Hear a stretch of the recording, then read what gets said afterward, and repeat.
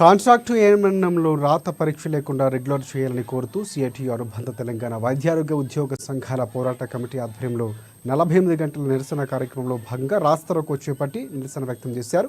Adilabad collectorate చౌక్లో రాష్ట్ర ప్రభుత్వానికి వ్యతిరేకంగా నినాదాలతో హోరెత్తించారు. వీరికి సిఐటియు జిల్లా అధ్యక్షులు బొజ్జ ఆసన్న, సహాయ కార్యదర్శి నవీన్ కుమార్ మద్దతు తెలిపారు. ఈ సందర్భంగా వారు మాట్లాడుతూ ప్రధానంగా ఎలాంటి రాత పరీక్ష నిర్వహించకుండా ఏఎన్ఎంలు రెగ్యులర్ చేయాలన్నారు. సర్వీసు వెయిటేజీ 50 మార్కులు ఇవ్వాలని, వయోపరిమితిని ఎత్తివేయాలని డిమాండ్ చేశారు. సమాన పనికి సమాన వేతనం ఇవ్వడంతో పాటుగా ఎక్స్గ్రేషియా, ఆరోగ్య బీమా సౌకర్యం కల్పించాలని కోరారు. జనాభా ప్రాతిపదికన సబ్ సెంటర్లను కూడా పెంచాలన్నారు. ప్రభుత్వం వెంటనే త్రిసభ్య కమిటీని ఏఎన్ఎంలతో సమావేశపరిచి వారి న్యాయమైన డిమాండ్లను, సమస్యలను పరిష్కరించాలని విజ్ఞప్తి చేశారు. ఈ కార్యక్రమంలో ఏఎన్ఎంలు, సిఐటియు నాయకులు పాల్గొన్నారు.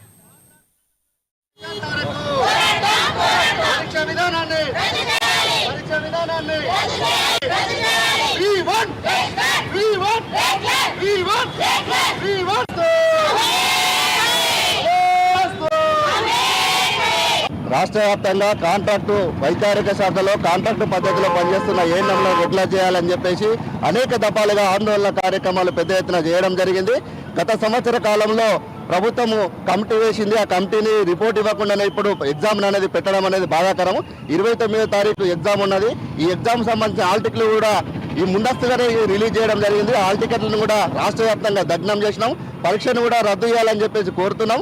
ఆ కమిటీ అనేది నివేదిక ఇచ్చేసి ప్రభుత్వం వెంటనే కాంట్రాక్ట్ ఏఎన్ఎంలను యథావిధిగా రెగ్యులర్ చేయాలి.